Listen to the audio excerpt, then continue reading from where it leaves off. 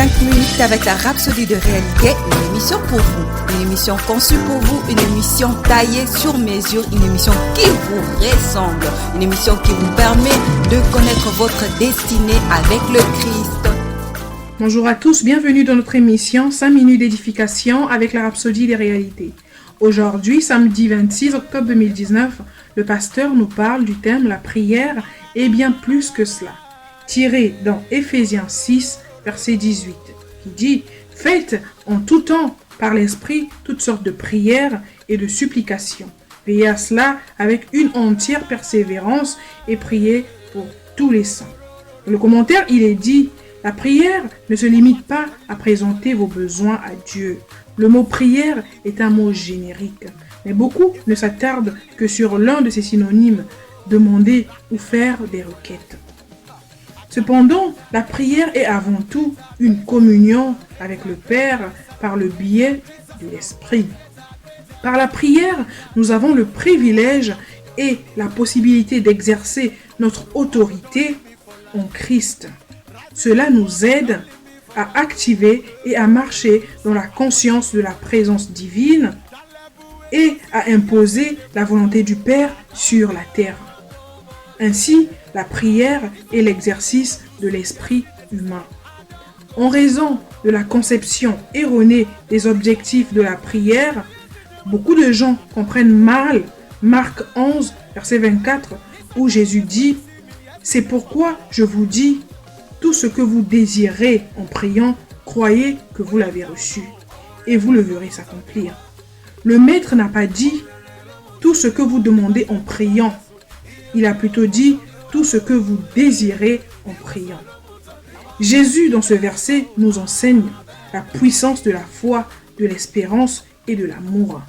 Le Père nous aime tellement et Jésus veut que nous fassions confiance à son amour.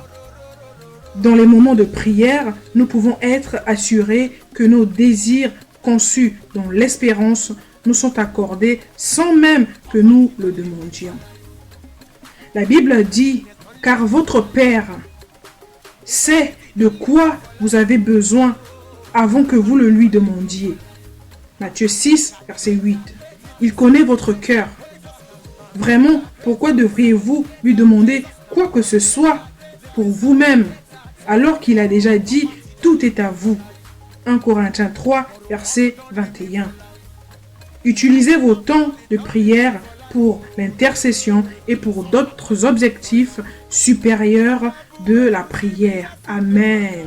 La prière est donc bien au-delà du fait de demander. La Bible dit que tout est à nous. Donc lorsque nous avons l'opportunité d'être en communion avec le Père, nous devons utiliser ces moments pour intercéder et pour faire des choses supérieures bien au-delà du fait de demander.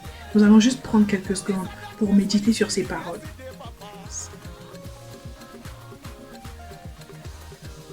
Nous allons prendre la prière, vous allez répéter après moi.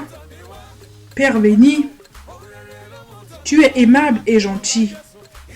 Ta gloire remplit les cieux et ta fidélité est toujours certaine. Merci pour ton amour éternel pour moi et pour la communion du Saint-Esprit. Tu as embelli ma vie avec ta gloire et pour cela je t'adore. Au nom de Jésus. Amen. Étude approfondie est dans Romains 8, verset 26 à 27, Romains 8, verset 32 et Matthieu 6, verset 31 à 33. Que Dieu vous bénisse. Nous croyons que vous avez été bénis par ce message. Nous vous invitons à faire de Jésus-Christ le Seigneur de votre vie en disant cette prière. Seigneur Jésus, viens dans mon cœur et deviens le Seigneur de ma vie. Je reçois la vie éternelle dans mon esprit. Et selon Romains 10, 9, si tu confesses de ta bouche le Seigneur Jésus, et si tu crois dans ton cœur que Dieu l'a ressuscité de mort, tu seras sauvé. Je déclare que je suis sauvé, je suis né de nouveau, je suis un enfant de Dieu. Maintenant, j'ai Christ qui demeure en moi. Félicitations, vous êtes maintenant un enfant de Dieu.